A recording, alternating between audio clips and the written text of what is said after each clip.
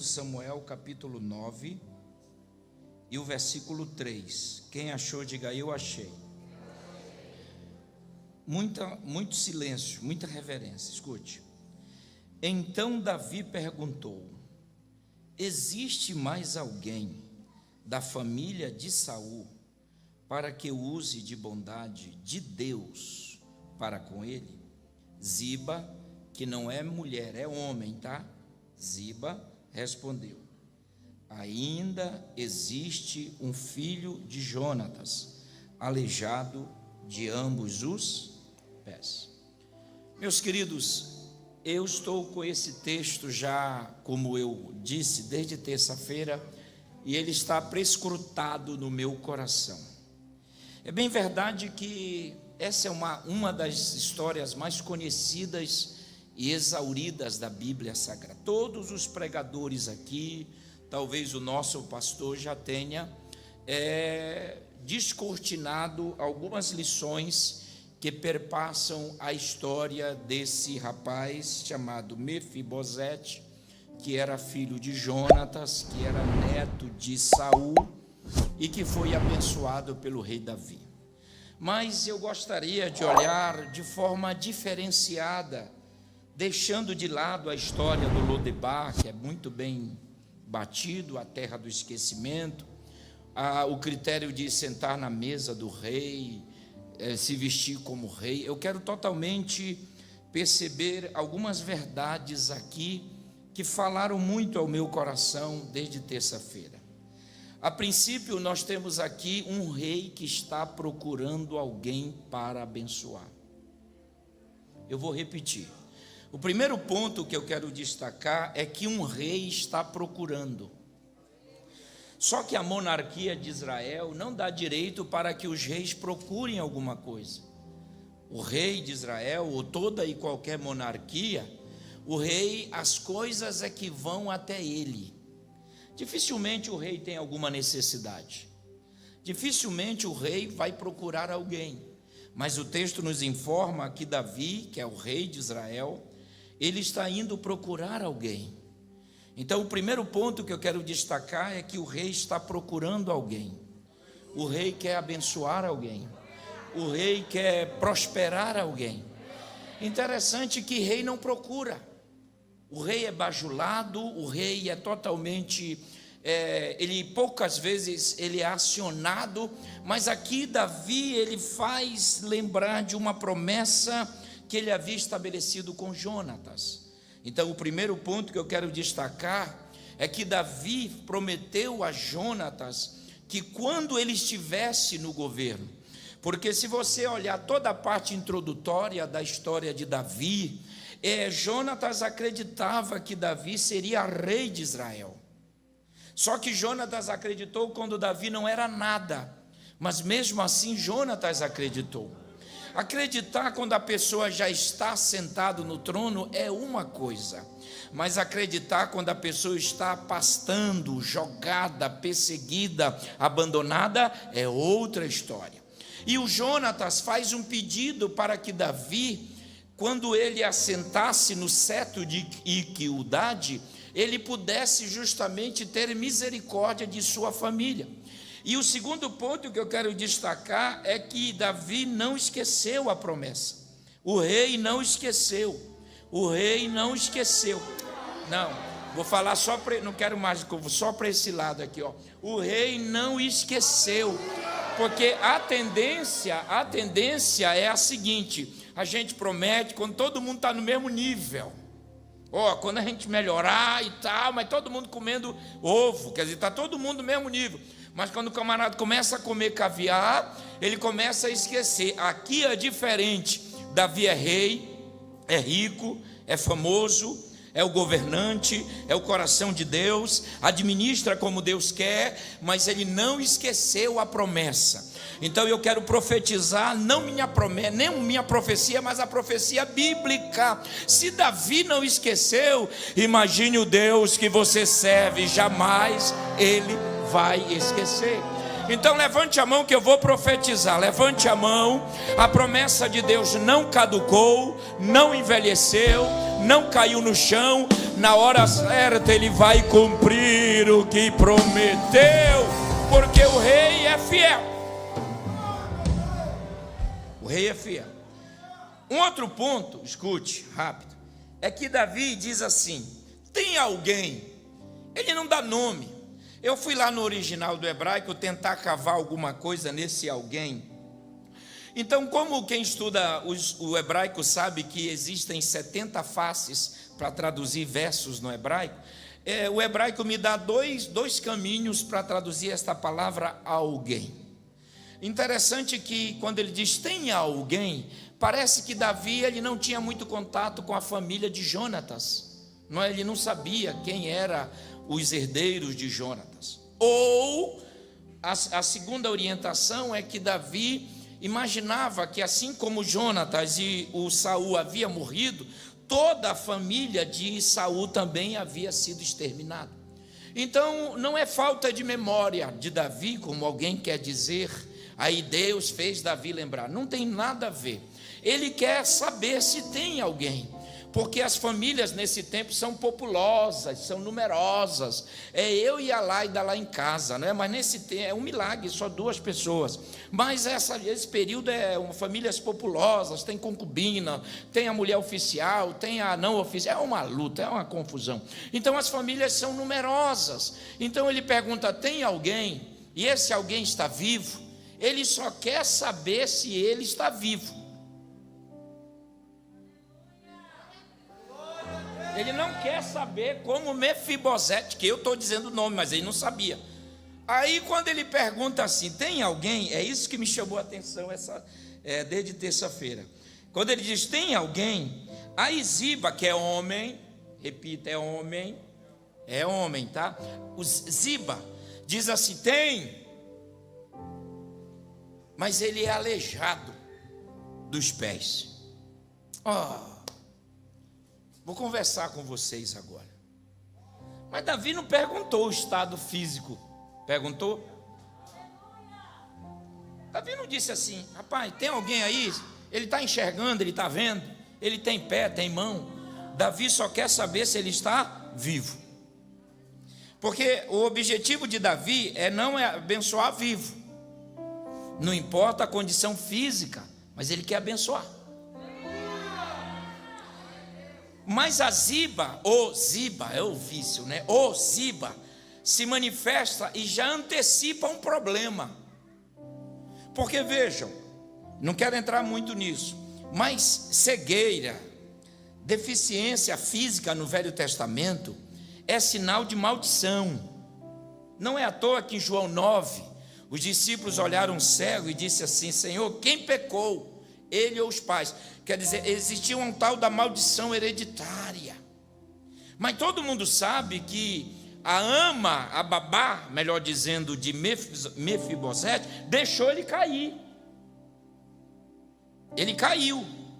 Aí vem o grande reformador do século XVI, Lutero, e também Eusébio de Cesareia, no seu livro História da Igreja, ou História do Cristianismo, como queiram. Ele diz que além dele ter caído, isso são historiadores que dizem, uma carruagem passou sobre os pés e deixou ambos os pés deficientes. Isto são historiadores. Mas o fato bíblico é que a ama de Mefibosete deixa ele cair. Por uma fuga que existia, eu não quero entrar, senão eu vou longe, de uma guerra, para fugir da guerra. E veja, daquele exato momento ele ficou paralítico. Então, dificilmente a gente vê gente assim na Bíblia, cego e tal, aquela coisa, porque saudável geralmente vem de um contexto de maldição familiar. É por isso quem pecou, ele ou seus pais. Então Ziba diz, eu vou logo dizer como é que ele está, Porque se ele perceber, eu quero ver se ele vai abençoar agora o Mefibosete assim. Mas o Ziba não sabia da aliança que Davi tem com Jonatas. Eita. Eu vou falar, hein? Eu estou animado. Estou só um pouquinho cansado, mas vou falar. Ele diz, eu vou antecipar, porque se eu falar que ele é aleijado, eu quero ver se ele vai continuar com essa empolgação de abençoar. Mas Davi não perguntou se ele andava, se ele não andava, se ele era cego, se ele não era cego, se ele era leproso, se ele não era leproso. Ó, já vou ficar até você dar glória. Eu estou sentindo uma graça. Davi não perguntou, Davi só quer saber se ele está respirando, porque se ele estiver respirando, eu vou abençoar a vida dele. Bata na mão do teu irmão, diga assim: tu está vivo? É isso que importa para Deus essa noite. Não, você não entendeu. Você está vivo, então o rei está te achando essa noite. Ramando Rabacaia. Você está vivo, então o rei está indo a teu encontro. Só os vivos aqui se manifestam em glória a Deus. Ele não quer saber se você está doente, se você está aleijado fisicamente ou espiritualmente. Ele não quer, ele só quer te abençoar. Mas Ziba antecipa, e isso não foi obstáculo. E qual foi o dia que Deus parou de te abençoar por um obstáculo? Eu dava um glória a Deus se eu tivesse aí. Qual foi o dia que Deus disse: é aleijado, então eu não quero?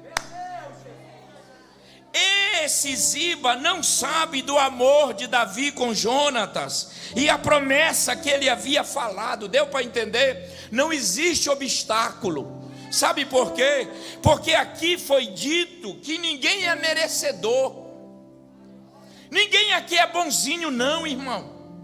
Talvez você se ache melhor do que o irmão ou melhor do que eu, mas lá no fundo ninguém aqui é melhor do que ninguém. No fundo, todo mundo tem uma deficiência aqui. Mas o rei essa noite está dizendo: eu vou abençoar.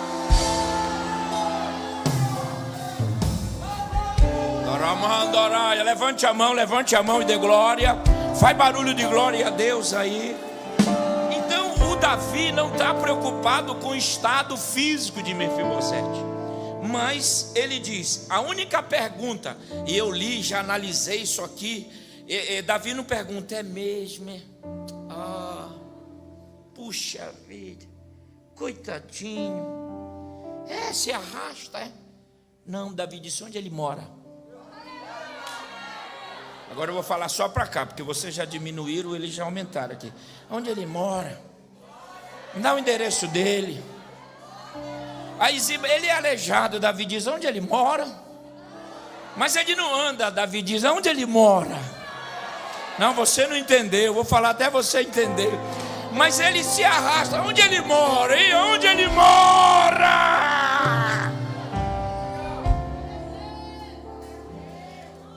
Olha aqui para mim. A grande sacada, desculpe pela palavra sacada, que eu fui no Rio de Janeiro esse dia, a gente acaba aprendendo esse negócio. Deixa quietinha, e vai ficar, ela é gente boa, minha amiga. Presta atenção, olha para mim aqui. O grande problema do ser humano, posso falar sim ou não? É focar no problema, pastora. É o rei que está perguntando. Aí a gente quer pegar o nosso problema e igualar com a autoridade do rei. Estou mentindo aqui, irmão? A gente ora: oh Deus, eu estou com esse problema, e eu sei que tu é poderoso, mas não tem mais, irmão. Quando você iguala o teu problema à autoridade real, não vai funcionar. A autoridade real é maior. Focar no problema. Então essa noite, esse espírito de Ziba, precisa ser exterminado de nós. A gente precisa matar esse espírito de Ziba, igualando o nosso problema com a vontade do rei, igualando o nosso problema com o desejo do rei. igualando o nosso problema com o poder que o rei tem. Eita, estou sentindo uma graça. Quando Ziba diz é aleijado, o texto no hebraico, eu não quero entrar para não confundir, é como se ela falasse da impossibilidade do rei abençoar um aleijado. Mas o rei pode tudo. Estão perdendo já estão ganhando. O rei pode tudo. Essa noite não iguale teu problema. Deus é maior do que o teu problema. Não foque no problema, porque todas as vezes que a gente focar no problema, acontecem algumas coisas. Vamos lá, rapidinho. Bíblia. Êxodo 14. Vamos de novo, mais um texto. Olha, vamos caminhar 2 minutinhos para terminar. Focar no problema. Êxodo 14. Olha como o negócio é interessante.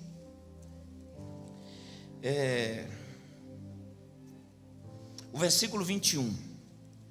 14, 21 do Êxodo diz assim: então Moisés estendeu a mão sobre o mar.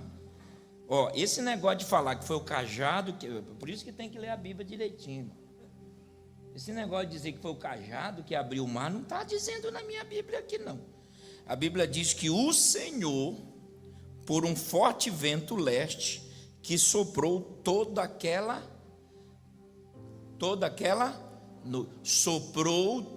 então não foi um sopro só. Ele ficou soprando a noite toda, e eu já vou explicar isso.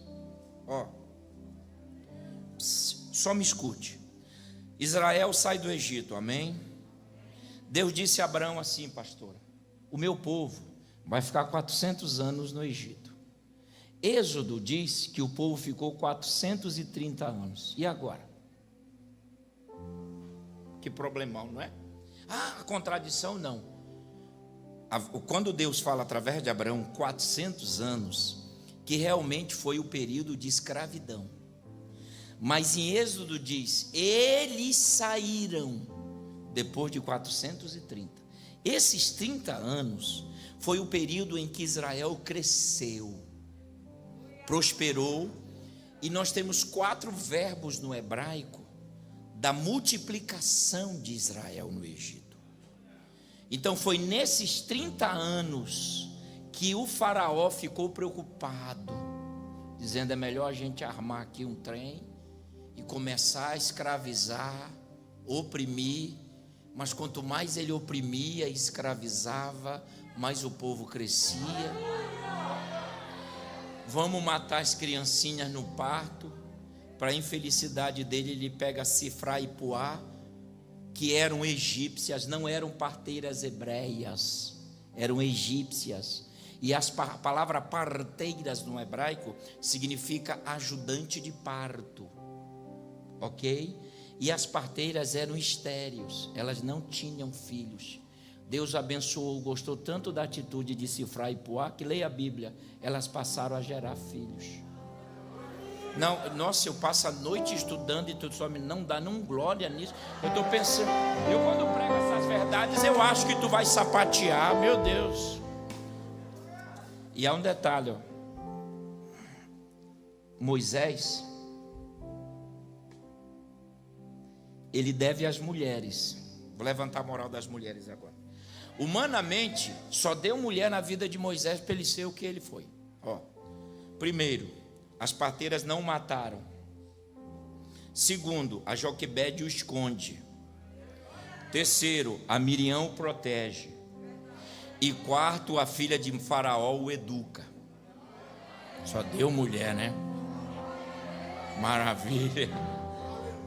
É legal a Bíblia, né? Então, vejam. Vamos aqui. Eles saíram. Lá vem o povo.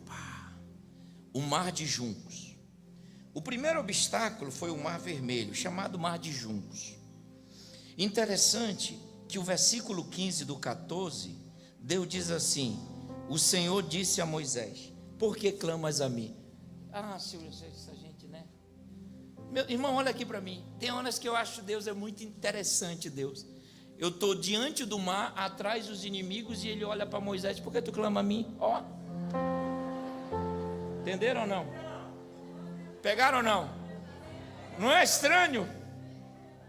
Meu Deus do céu, eu vou morrer.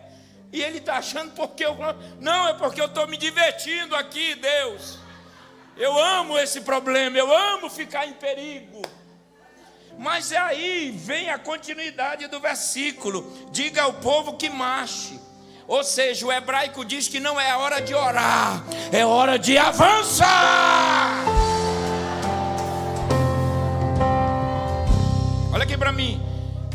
Tem muita gente que em vez de avançar está orando, está errado. E tem muita gente em vez de orar está avançando, está errado também. Deus está dizendo: não ora mais, não dobra mais o joelho, é agora para avançar. Diga ao povo que vá. Mas esse povo de Israel, ô raça ruim. Pode ler, quem estuda a Bíblia sabe. Ô povo que deu dor de cabeça. Olha aqui para mim. Chegou um dia que Deus ficou tão irado com esse povo, que quando Moisés estava recebendo as 10 palavras, esse povo estava adorando bezerro. Deus disse para Moisés: pode descer, e eu vou matar todo. Olha, meu Deus, está na Bíblia. Eu vou matar todo mundo, Moisés. Só de eu vou poupar você, de ti farei uma nação. Ele ia tornar Moisés, além de ser legislador, seria patriarca. Aí Moisés disse assim: pastora, calma, Deus. Escuta, o que as nações vão falar? A tua fama é um Deus que liberta. Se tu matar todo mundo, a tua fama será um Deus que extermina. Não faz isso. Vocês sabem que eu gosto de originais. Quando Moisés sabe a palavra Senhor, não faz isso. O que o povo vai falar, o hebraico me ensina, é como se Moisés colocasse a mão no rosto de Deus e dissesse assim: calma. Mas Moisés é engraçado, né? Porque quando a ira é com os outros, ele sabe lidar. Mas quando ele desce e vê o povo adorando o bezerro, ele quebra as tábuas. Quer dizer, a gente é muito bom para cuidar da ira dos outros, mas não sabe cuidar da nossa. Nada de glória, tá. Tô de mal. A gente é muito bom, vai orar e não ora, vai ler e não lê. É muito bom. Moisés eu estou fazendo um estudo sobre os 4 argumentos que Moisés usou para convencer Deus a não matar o povo, e ele convenceu. Mas quando foi ele quebrou. Então esse povo, só que o capítulo 14, quando eles vêm felizes da vida, estou liberto, vou mudar de patrão. Eles iam mudar de patrão, porque como escravos, o trabalho escravo não dá direito à criatividade. O trabalho escravo não tem um dia de folga. Então eles não eram empregados, eles eram escravos. Eles iam trocar de patrão, iam deixar de servir Faraó e o servir a Deus. E Deus é um patrão diferente. Diz: vocês vão trabalhar de segunda a sexta, no sábado é descanso. Olha a mudança, já começou a mudar. Aí dá para assinar aí a carteira. Deu para entender? Então ele já vem feliz da vida. Quando o mar e o exército, e vale a pena dizer que Faraó morreu lá sim, viu? A Gênesis colocou lá que ele morreu. Pode ler o Salmo de Moisés, quando ele fala que Faraó e todos os seus cavaleiros foram mortos. Moisés escreveu o que ele viu naquele dia. Nada de glória, né? Tá bom. Então quando eles viram, eles começaram a murmurar, focaram o problema. Qual é o problema? O mar. Aí eles disseram, esqueceram das manifestações das pragas, esqueceram da noite da proteção dos primogênitos, esqueceram de tudo. E qual foi o louvor deles? Vão morrer. Olha aí, preferíamos morrer lá no Egito. Oh raça, lá tem sepulcro, aqui não tem. E eles só estão olhando o problema. Aí nessa hora é o líder e pressiona o pastor Adeilson: E pressiona o pastor Adeilson. E agora? Aí pressiona o líder vai pressionar quem chamou ele. Aí Deus disse: não ora. Marchem. Agora vem o milagre. Deus mandou um vento. Olha, se tu não entendias. Deus mandou um vento leste. Esse vento leste, olhe para mim, ele é uma camada de vento quente. Diga, vento quente. Que abriu o mar e fez eles passarem em terra seca.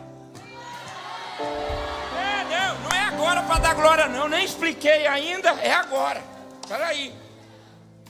Olha, automaticamente, mesmo que se o mar abrisse como abriu, se o vento não fosse quente, a terra ficaria molhada. Lama. Então Deus mandou um forte vento. Esse vento lerte no hebraico é uma camada de vento quente. Então, além de abrir, não abriu de vez, foi abrindo. E além de abrir, foi secando. A senhora está preparada para dar um glória agora? Por que Deus secou? Porque se eles pisam no barro molhado, eles vão lembrar do Egito.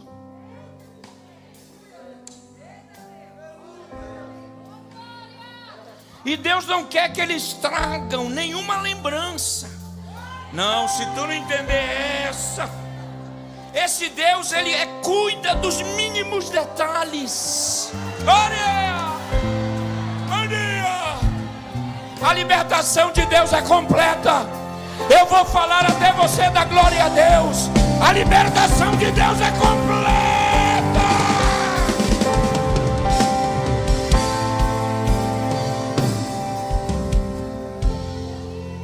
Meu Deus, quantos anos eles passaram amassando barro? Oh, quando lá, e vai. E Deus disse: não, vou mandar um vento e vai secar. É por isso, está na Bíblia, irmão. Eu não inventei não, está aqui, ó. Está aqui na Bíblia, é só ler. Ó, está bem aqui, ó. A terra ficou seca. Deus não quer que você traga para o teu presente a vida de escravidão do teu passado. Eu estava sentado ali e eu estava pensando em dizer isto. O teu passado ainda te incomoda?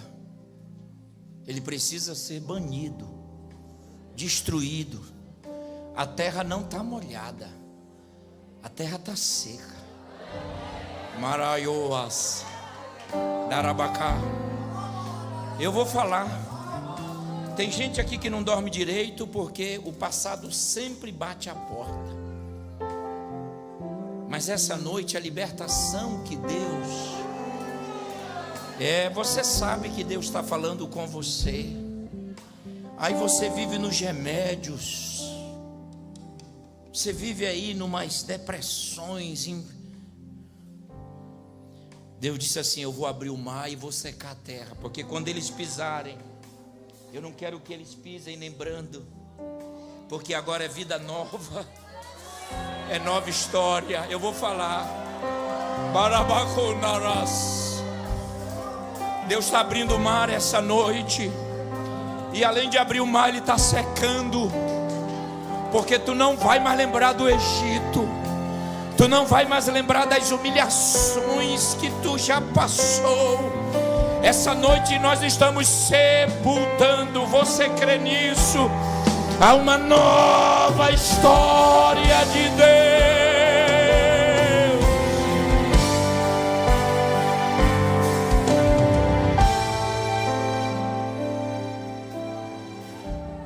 Eu preguei tantas coisas aqui que eu tenho que ter cuidado para não pregar a mesma mensagem. Mas Paulo pregava as mesmas coisas, ninguém falou mal de Paulo, né? Mas se a gente pregar, aí já está falido, já pregando, não tem mais Bíblia. Fala mal de Paulo também um pouco, né? Mas eu preguei uma vez aqui que o grande problema dos dois discípulos, que pode ser dois homens ou um casal, pode ser um casal também, viu? Porque convidou para entrar na casa, isso é mais papel feminino. Não reconhecer Jesus. Aí eu falei sobre o lencinho, que as pessoas, um grupo de teólogos dizem, outros se baseiam no livro de Tomé, que Jesus mudava de rosto, outros se baseavam que Jesus ia contra o sol, ofuscava. Aí eu dei a ideia de um teólogo muito bom, bonito, ele é bonito, chamado Carvalho Júnior. E esse eu gostei mais da tese do Carvalho Júnior. O Carvalho Júnior disse que eles não reconheceram porque é domingo, mas eles estão com a mentalidade de sexta ainda, né? Já parou para pensar? Ele morreu na cruz, isso foi sexta. Ele foi julgado, isso foi sexta. Ele foi condenado, isso foi sexta. Isso foi sexta. Mas eles estão no domingo. Domingo é pedra removida, túmulo vazio.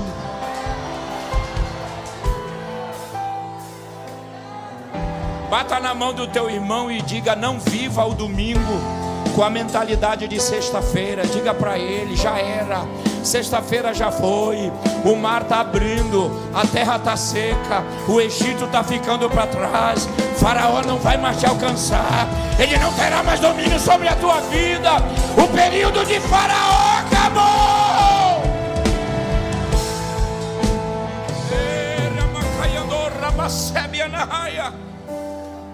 Agora escute, olha só, pastora, soprou toda. Já pararam para pensar? Soprou toda. Então alguém diz assim: aí veio o vento e abriu de uma vez. Não, soprou toda a noite. Essa é interessante. Eu fui lá no original. O mar foi abrindo aos poucos, na medida em que eles iam enfrentando o mar. Não, eu vou explicar. Talvez eu não me fiz entender. Não, a ideia de que Deus abre o mar depois de todo aberto eles entrando não é muito certo na exegese. Deus foi abrindo portinhas e eles disseram, e na medida que eles iam,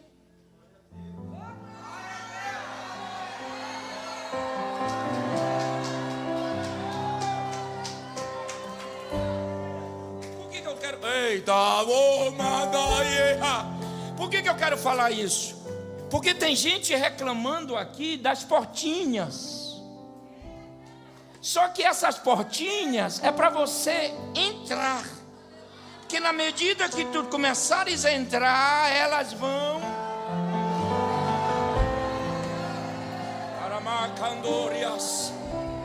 Deus não vai abrir logo um portão para você, meu irmão, porque nós não sabemos administrar.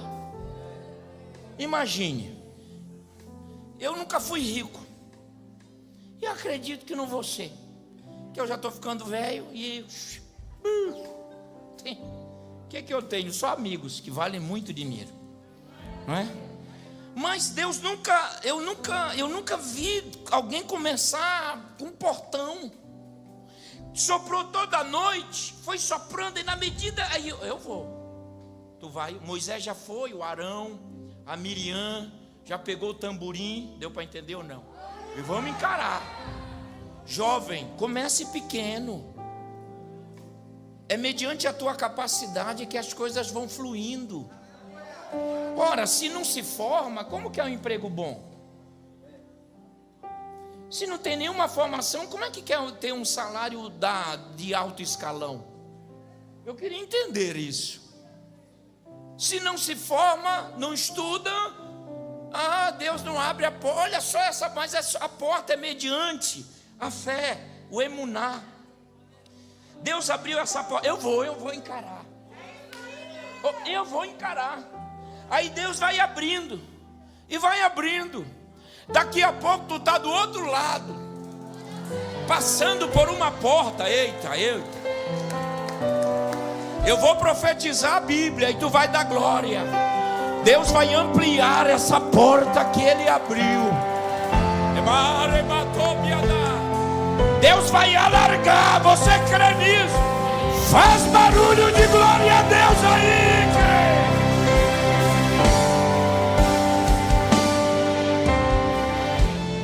Diga para o seu irmão, não foque no problema. O Davi não quer saber se ele está aleijado. Deus não quer saber se o mar está na frente. Deus quer que o povo vá. Agora interessante, ó povo ruim. Eu termino, não tenho mais tempo, eu não quero cansar vocês. Tem assim, antes do mar abrir, qual era o cântico deles? Vamos morrer. Aí o mar abriu, eles vão cantar. Cantar depois que o mar abre é bacana demais, né, irmão? Até eu, não é? Mas é interessante, escute, que quem cantou, quem conduziu o louvor foi Moisés, diga Moisés, e Miriam. Permita-me explicar uma coisa. Dentro da Bíblia hebraica não existe dois cânticos. Não pregue dizendo que Moisés cantou e Miriam cantou. Não, é um cântico só, tá? Mas na Bíblia está cântico de Miriam. Mas essa palavra cântico de Miriam não está no original. Isso foi colocado na epígrafe. Vá comigo que você chega lá. Capítulo 15 diz que Moisés com os homens começaram a cantar as estrofes. Miriam com as mulheres começou a cantar o coro. Porque aquele hino lá tem que ter coro. Vejam, são 15 versículos para o cântico de Moisés e só 2 para o cântico de Miriam. Evidentemente é coro, não é estrofe. Porque Miriam não pode cantar uma coisa e Moisés outra. Que confusão de culto é esse? Pegaram ou não? Que confusão de culto. Eu já, agora não, né? Mas já participei de culto, eu recebi 15 profecias no mesmo culto. Eu digo, meu Deus do céu, mas eu estou demais hoje, 15, rapaz. Aí, mas que isso é uma confusão. É um só louvor, é uma só adoração, é um só espírito, é um só aleluia. Ei, olhe para mim, Moisés com os homens cantaram assim: o Senhor triunfou. Aí vem Miriam com as mulheres no coro cantando: triunfou gloriosamente. Deus está ampliando a porta. O rei chegou aqui e disse: eu não quero saber. Cadê ele? Cadê ela? Não, você não entendeu, só a irmã que pegou. O rei está aqui essa noite dizendo: está respirando, é a única coisa que eu quero. Mamãe, pastor Carvalho, na minha casa está uma bagunça. O rei está dizendo: está respirando. Pastor Carvalho, meu marido está respirando. A minha está respirando. Eu vou cumprir a minha promessa. Quem está só respirando?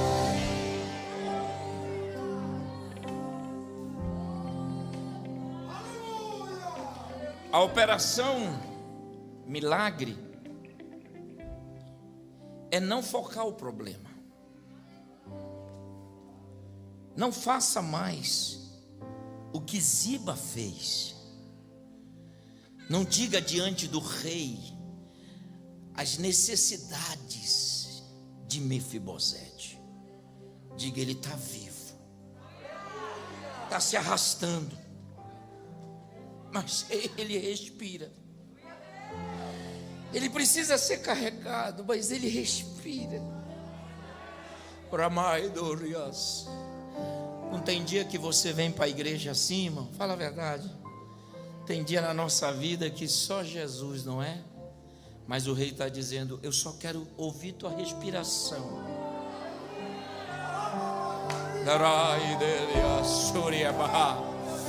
Levante a mão até tocar no céu. Eu recebo o que eu estou recebendo da parte de Deus aqui esta noite. Só vivos aqui agora, só vivos. Ah, pastor, mas eu estou angustiado. Deus não quer saber disso. Ah, pastor, Deus não quer saber. Deus quer só saber se tu está vivo, está vivo, está vivo. É isso que Deus quer saber. Ah, mas os meus sonhos, Deus quer saber se tu está vivo. Ah, mas eu perdi a porta. Deus quer saber se você está vivo. Ah, não coloque mais dificuldade para o rei.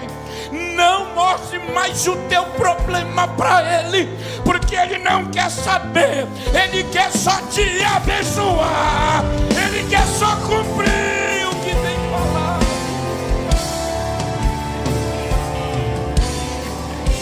Pastora, eu vou terminar em 1 minuto. Esse espírito de vitimismo deve sair de nós. Para de achar que tu não é nada. Para disso, porque primeiro que isso é falso. Isso não é verdadeiro.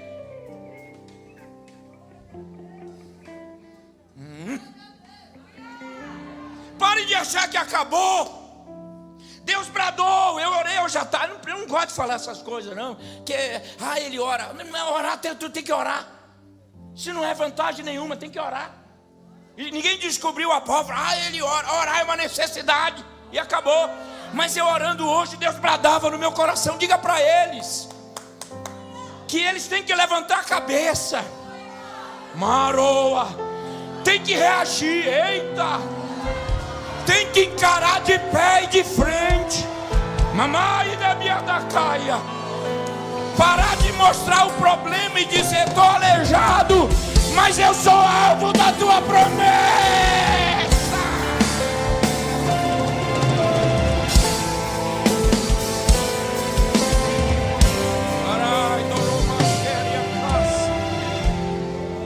Vá ficando de pé, vá ficando de pé dando glória. Bata na mão do teu irmão e diga para ele: não mostre mais teu problema. Porque ele não perguntou, ele perguntou. Ele perguntou. Ele só quer saber: tem alguém ainda?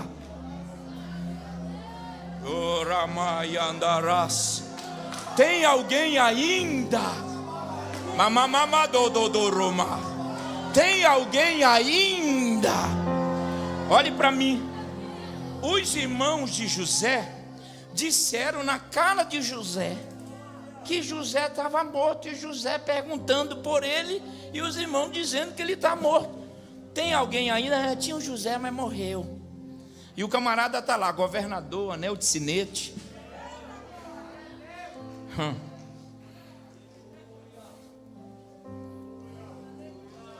Tem alguém ainda? Sabe esse teu marido aleijado espiritualmente? Se ele estiver respirando, fique sossegado. Sabe esse teu filho aleijado espiritualmente? Se ele tiver, eu estou profetizando, se ele estiver respirando. Sabe tua esposa, sabe se estiver respirando. O texto não diz em nenhum momento que Davi disse assim: coitado. Davi diz assim: vai comer comigo, dá roupa para ele e olha, irmão, aonde já se viu aleijado rico na Bíblia? Não tem. Mefibosete era. Gostou, né, minha amiga? Tu já viu aleijado tendo terra, irmão? E Davi disse: eu vou devolver todas as terras do avô dele. Não, vou falar só para aquele outro lado, que aquele outro lado está melhor. Vocês dois